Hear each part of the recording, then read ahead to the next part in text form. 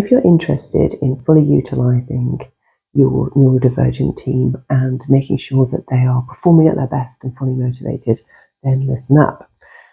We have an interest-based nervous system because we have a genetic lack of dopamine. And that means that we run behaviors that seem different from other neurotypes because we are kind of hunting for that dopamine. And this is something that you can really leverage in your business to your advantage. So what we tend to do, it's not the same for everyone. I'm just making generalizations, but at the same time, I'm talking about my experience in corporate and the experience of a lot of other neurodivergent people that I've spoken to, is we looked at every area of our life and we kind of, we decide how satisfying it is on how much dopamine it provides our nervous system. So for work, we obviously want a dopamine hit. Now, your normal job, so a job description is a piece of paper with, here's the tasks that you have to do in your role, boom, boom, boom, right? We crack through those, and we are really creative thinkers, really strategic thinkers, and we often learn how to do those pretty quickly. We get on top of it, and at first it's really interesting, giving us lots of dopamine, and then we will actually, a few weeks in, kind of like, okay, I know how to do this now, and now it's getting repetitive. What we will tend to do in an encouraging workplace, and if we're kind of bought into the culture of the job and the role, is we will start to look for ways to streamline the processes.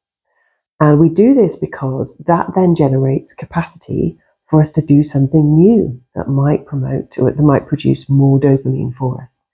So just to give my time at Macmillan Publishers as an example.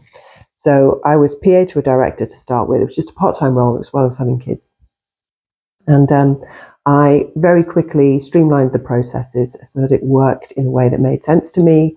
And my director was very pleased with this. And I said, well, now I've got the capacity, Lee's going to have something else to do. And she said, okay, well, could you take over recruitment for me?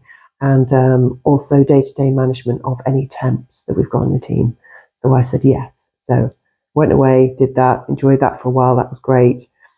And then because I streamlined that process, again, secretly hunting for a way to find capacity to make more dopamine, I then went back to her and said, okay, can I do something else now? And she said, well, okay, you are a PA, but obviously this is a publishing house. How about learning copy editing and proofreading? And so then I was really stepping outside my PA role and into the editorial side of the business. So I was like, great, yeah, I'll learn how to do that. So I did that. And before I knew it, I was writing blogs about the meanings of words, because it was a dictionary department. And I was also interested in, they were launching at the time the online version of the dictionary. And I was interested in the beta testing process because I am a mismatcher. So again, I went to my director and said, can I learn how to do beta testing? And she was like, yeah, great. Okay, go for it. So I learned how to do that, became a beta tester. Again, learned how to do that, made sure I had time to do that, again, had more capacity. And so then after that, I took on the role. I ended up hiring the actors to do the voice pronunciation, so little recordings you listen to, if you want to know how a word's pronounced. But I had to learn the international pronunciation alphabet in order to be able to make sure they were giving the right prons for things. So I learned that, and then I would go down to London a few times a year and to a recording studio, and they would record the prons and things like that. So I ended up with a role that, I was the only person in the organisation where they had to sort of change my job title to say PA to a director and copy editor in dictionaries. So I had that kind of hybrid title, and I wasn't being paid anymore, and I was still only doing this in 3 and eventually 4 days a week. But I was incredibly satisfied and motivated, and I felt recognised and valued. And yeah, I was super productive because all of the tasks were producing dopamine. And even in a job, I've had other roles where all of the tasks were actually fairly boring. At least having a variety of those tasks that went into different areas, they weren't all kind of one job, kept me motivated, kept me interested. It provided enough dopamine. So just an invitation to any managers out there to maybe have a conversation with neurodivergent members of your team.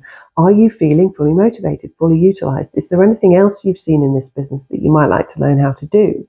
Can't necessarily promise you, promotion or more money or whatever. Often we just want it for the dopamine hit, seriously. Like, this is an amazing hack for you managers. and we do want to feel fulfilled. We do want to feel utilized, as does everybody. And we do want to progress, but that progression isn't always upwards. It's not necessarily wanting to be a manager. It's more about wanting to become an expert in many areas, because again, this is all dopamine producing for us. So we might want to sort of progress outwards rather than upwards. So yeah, just have a think about how you can kind of move beyond the limitations of a printed job description, and make sure that everybody in your business is fully utilized. It doesn't matter what the role is called. It's about fully utilizing the skill sets that exist in your team.